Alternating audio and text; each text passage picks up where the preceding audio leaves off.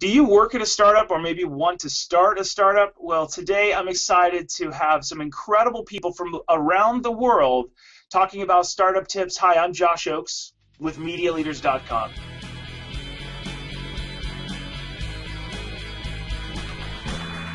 So today we're going to start with a startup called Olark, which is amazing. I've got Carl in New York City talking about Olark. Hey, Carl, talk to us about what is all hands support and why should startups use this technique that you have?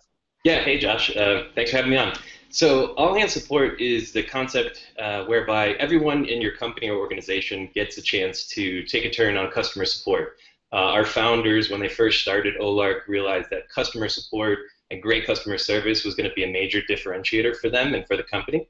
And so they really set out to provide great support. But in doing that, they realized that it was just 4 of them at the time and that they might get burned out if they only put one person on customer service. So they decided to kind of share the load evenly amongst the 4 of them.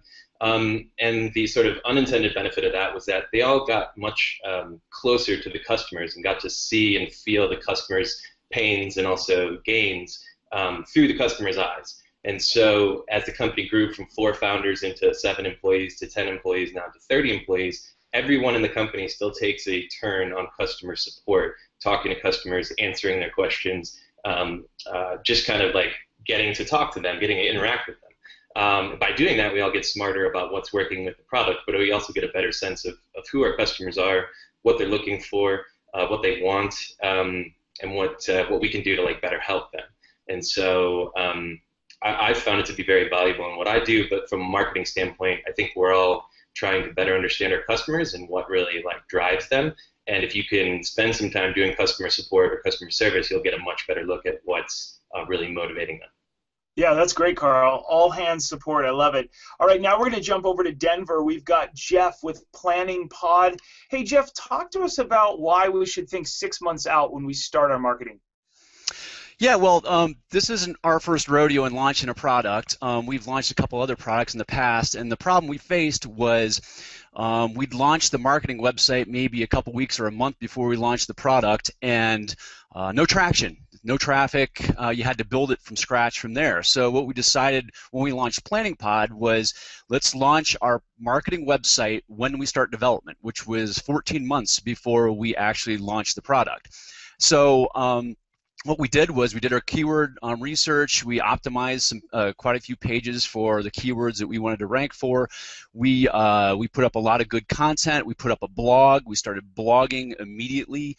We started sharing blog posts on social media, so we created those social media accounts. Basically, we started our marketing over a year before we actually launched the product. And so that way, the day that we launched the product, we immediately had traffic come to the site. We had interest. Media people had already stopped by the marketing site before we ever launched, so they had a general idea of what some of our product differentiators and our value propositions were, and it worked great for us. The first 10 months of doing business as Planning Pod, we have about 1,000 customers, and that wouldn't have happened if we would have waited until a month or 2 before we launched the product. Israel with Yael. All right, Hi. go ahead. Hi, welcome. Talk to us about how to use content marketing to become a thought leader. Sure. So many people think that content marketing means talking about your company, your brand, or your product. When content marketing is basically talking about what your customers care about and finding out what questions they're looking answers for and what problems they have that you can help them solve. So what you do is, first of all, you find out what your customer care about, what interests them, and what they're looking for.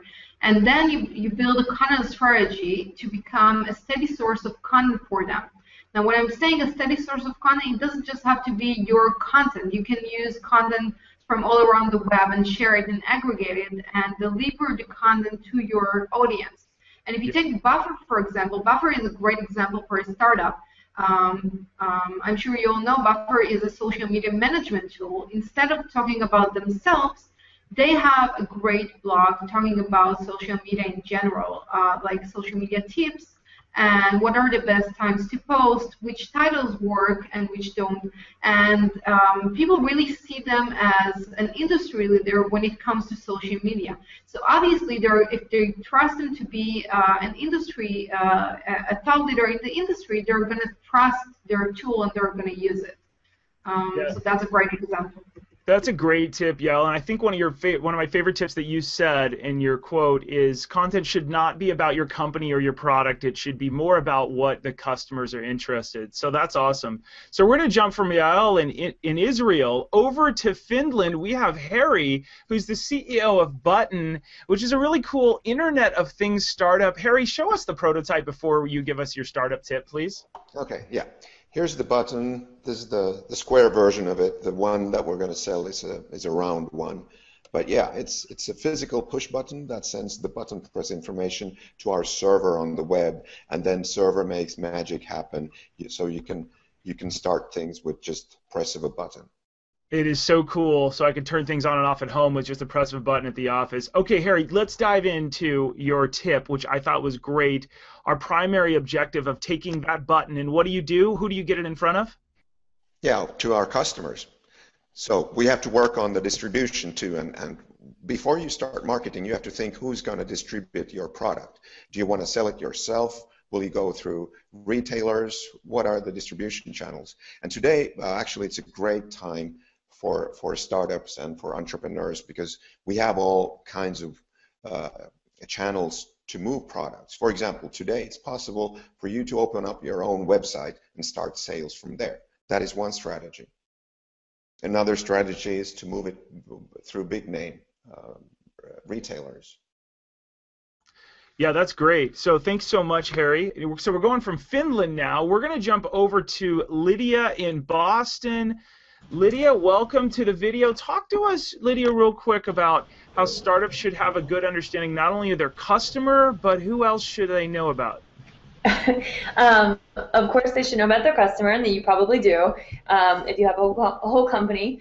But what you should know a little bit more about is what publications they're reading. And then within that, taking that a step further, I think a lot of startups get caught up in, okay, we want to be in TechCrunch, we want to be in GigaOM, but it's so much more than just knowing which publications is going to get the most users and the most traction. It's really about knowing which reporters within those publications are going to hear your message, they're going to resonate with it, and they're going to be interested in taking that step further and really exploring what your company does.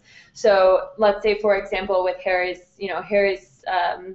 button, that's an Internet of Things, and there's someone at GigaOM that covers the data side of the Internet of Things and covers that.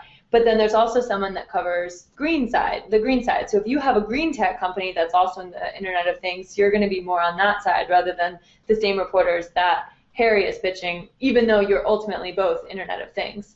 So you have to pay very close attention to which reporters are covering which topics and who would be most interested in your startup.